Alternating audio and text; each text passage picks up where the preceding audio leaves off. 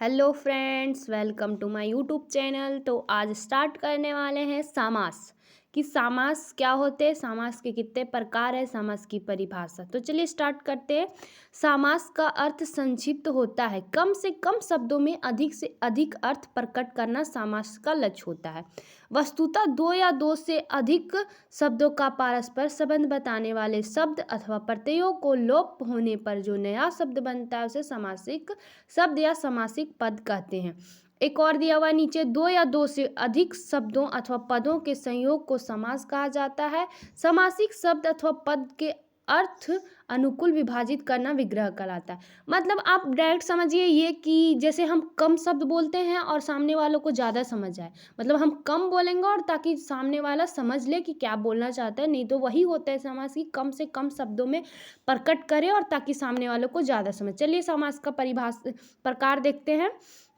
तो समास 6 प्रकार के होते हैं: अव्ययी समास, तत्पुरुष समास, कर्मधारय समास, द्विगु समास, द्वंद्व समास और बहुब्रीहि समास। ठीक है, तो चलिए अब स्टार्ट करते हैं कि अव्ययी समास क्या है। तो परिभाषा देखते हैं। जिस समासिक शब्द का पूर्व पद प्रधान एवं अव्ययी हो उसे अव्ययी भाव या समास कहते हैं।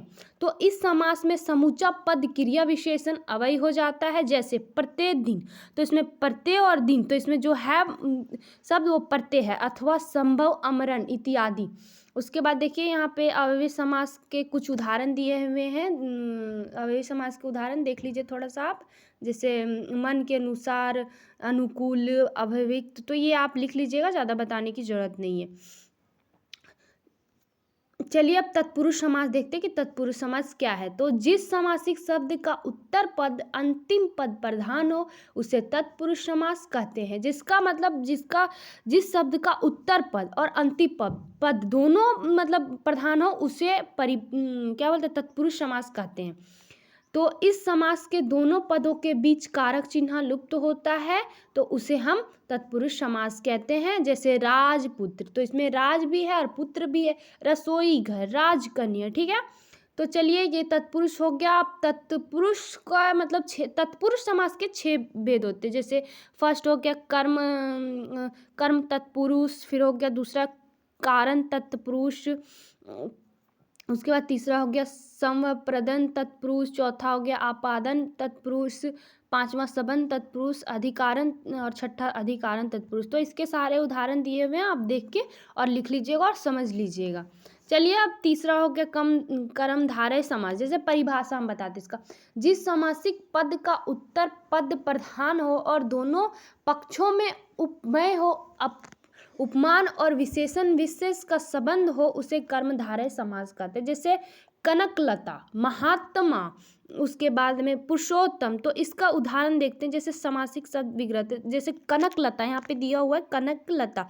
तो कनक की सी लता, मुख चंद्र, मुख रूपी चंद्रमा, चरण कमल, कमल के समान चरण, नर सिंह, नरों में सिंह के समान।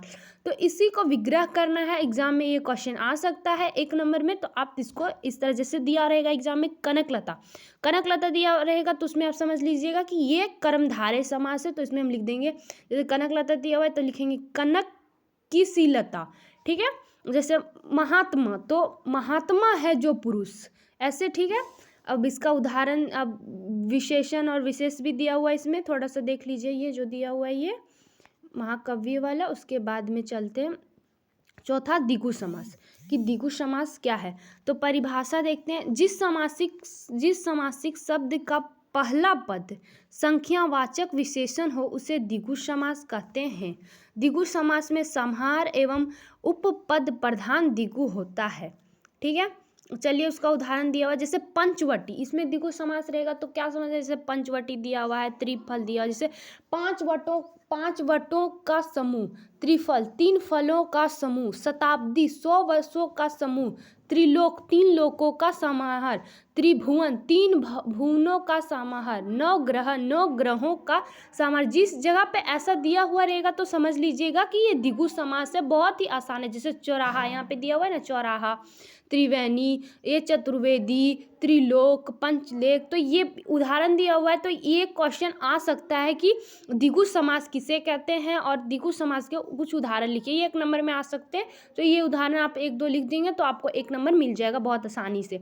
चलिए ये हो गया। अब देखते हैं द्वंद्व समास। द्वंद्व समास किसे कहते हैं? जैसे परिभाषा, जिस समासिक शब्द के दोनों पद प्रधान हो और विग्रह करने पर और अथवा या एवं समुच्चय बोध शब्द लगता हो उसे द्वंद्व समास कहते हैं।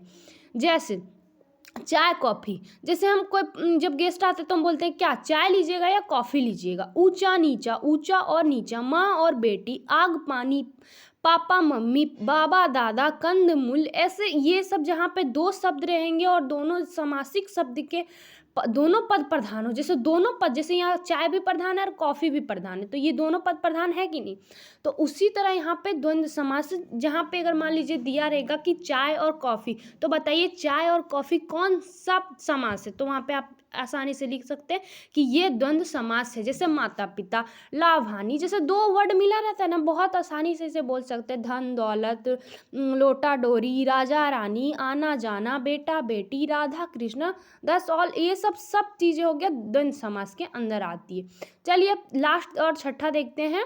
लास्ट बहुब्रीहि समास। जैसे परिभाषा, जिस समासिक शब्द के दोनों पद अप्रधान हो और जिसके शब्दार्थ के अलावा अन्य पद सांकेतिक अर्थ ही प्रधान हो उसे बहुब्रीहि समास कहते हैं। जैसे लंबोदर, इस समास के पदों में कोई भी पद प्रधान नहीं होता है, बल्कि पूरा पद ही किसी अन्य पद का विशेषण होता है। मतलब इसमें कुछ भी मतलब प्रधान नहीं है, ये बहुब्रीहि समास में ना कोई प्रधान नहीं है। जैसे वीणावाणी, लंबोदर, नीलांबर, चक्रधर, जैसे उदाहरण में यहाँ दिया हुआ है ना, चतुरानन, धनन, श्वेतरंबर, ये सब कोई भी पद मतलब ये नहीं है। ठीक है, तो इसी को बहुब्रीहि समास कहते हैं। ऊपर में देखिए इतना सारा उदाहरण दिया हुआ है, आप इसमें से लिख देंगे। इसमें क्वेश्चन आता है, बहुत सारा क्वेश्चन आएगा कि बताइए लंबोदर कौन सा समास है, बताइए ये कौन सा समास है, तो इसमें से द्वंद्व समास, बहुब्रीहि समास, ये सब है। ठीक है, तो आप लिख दीजिएगा।